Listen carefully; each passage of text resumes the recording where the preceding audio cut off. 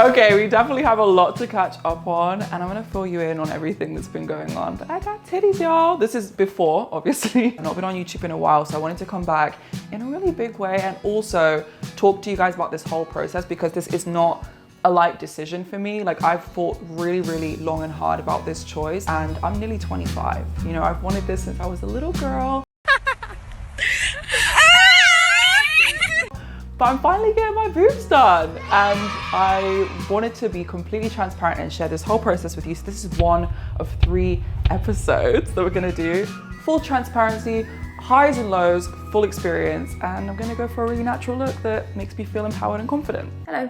I'm here in full Harry Potter cosplay to discuss getting my breasts done with you. This is more of like a disclaimer section of the video, because I feel like I just want to talk to you directly. Please, please, please, please, please do not think this isn't a big deal. Do not think this kind of surgery is light work or easy to recover from or comes without risk. Every single procedure comes with risks. But particularly breast augmentations, there are things like breast implant illness that are really prevalent, and a lot of young people that have gotten their boobs done have explanted because of things like this.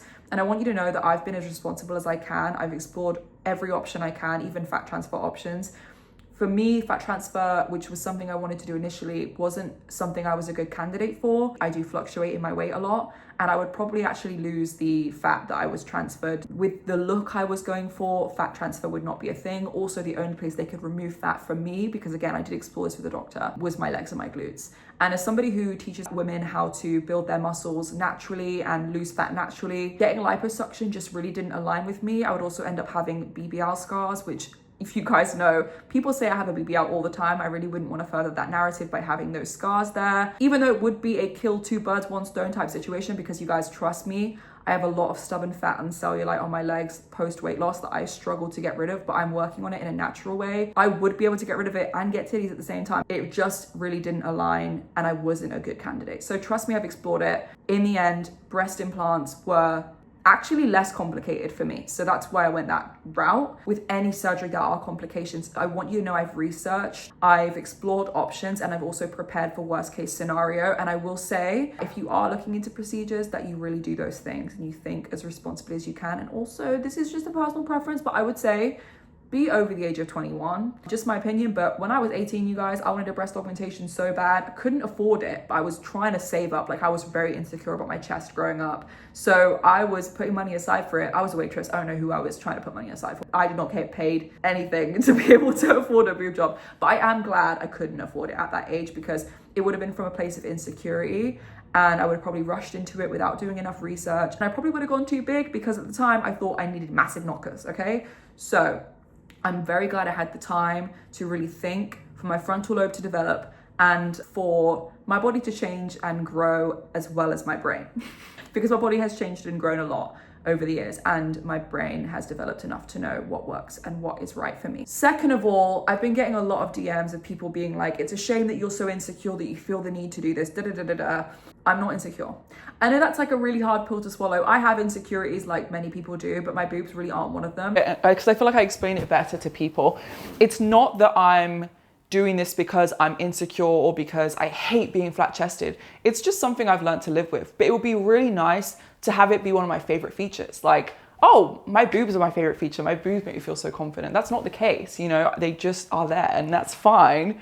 But I'm 25, I have the money, and I feel like it's a really empowering decision that I've thought long and hard about. I didn't really grow breasts until I was around like late 15, maybe 14. I had a double A at that stage in my life, and then I put 20 kg on, 25 kg on. I had a whole fitness journey and went back from a C cup. At that point, I got to a C cup.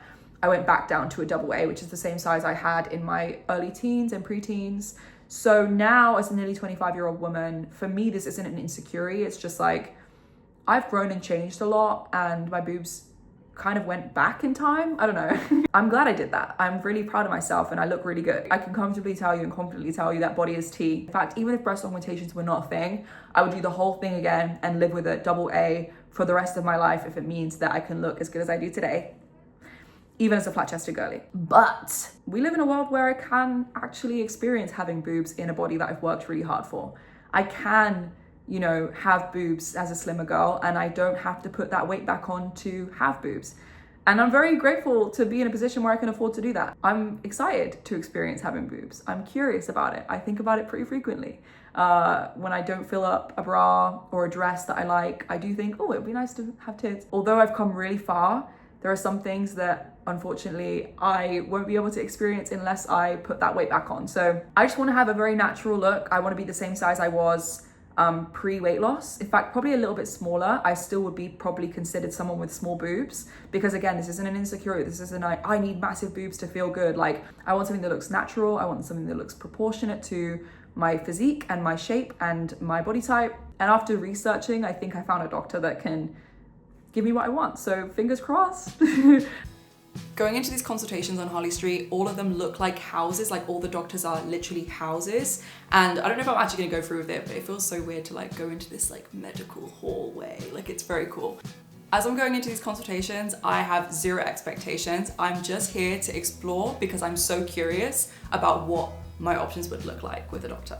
I'm in the appointment. All I'm doing right now is trying on different cup sizes and discussing fat transfer options with the doctor, because I don't really want to put implants in. I've heard so much about implant illness and people explanting that it didn't make me feel comfortable. I'm trying all these cup sizes and I'm like, I'm not really sure. And also the doctor told me that all I can do is take fat from my legs and glutes. This appointment gave me the clarity I needed, but I still now need to go away and think about things because I really wanted to do a fat transfer. I had the summer of a lifetime. Genuinely, I've made so many friends this summer. I'm so happy. Like, you'll see on the screen just how amazing it looked. Like, it was so much fun. And whilst I was away, of course, in the back of my mind, I'm still thinking about getting my boobs done. It is something I still do think about all the time.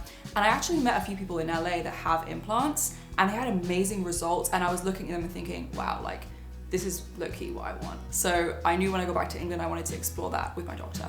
And that's exactly what I did. As soon as I go back to the UK, I messaged my surgeon and I said, hey, I don't want to do fat transfer options anymore. I've done some research and I want to do implants. What would that look like for me? Implants were a totally different ball ground because you're able to be a lot more specific about what you want. And my doctor heard me out. He did not pressure me to go too big. And he heard exactly what I said. And he said that he'd recommend 175 cc's low profile to 210 cc's low profile. So that's what we explored. I'm being very indecisive, but my doctor's super patient and I ended up landing on 190 cc's as my preferred implant size, and that's actually between the two implants I'm holding. I think it's so cute. Yeah. I just want to carry it with me home. Just put it in the middle. 3 boob. They didn't end up actually having that size in stock that day, so I couldn't see it in person, but my doctor did this thing called a morph where he puts all of my measurements into the tech and it shows you basically what your end result is going to look like. I have a software where I morph your breasts. Oh my gosh, that's so cool. That is literally my dream boob. Oh my gosh, that's so cool. Like, I'm blown away. That is my dream boob was my reaction to seeing it. It's incredible what technology can do and it looked so realistic. I was like, this is what I want. Wow, that is really, really cool.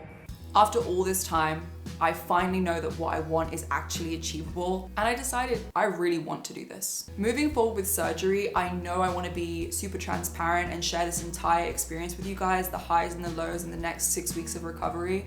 So we decided to make a little boobimentary for YouTube. So this is going to be episode 1, and I will see you in episode 2.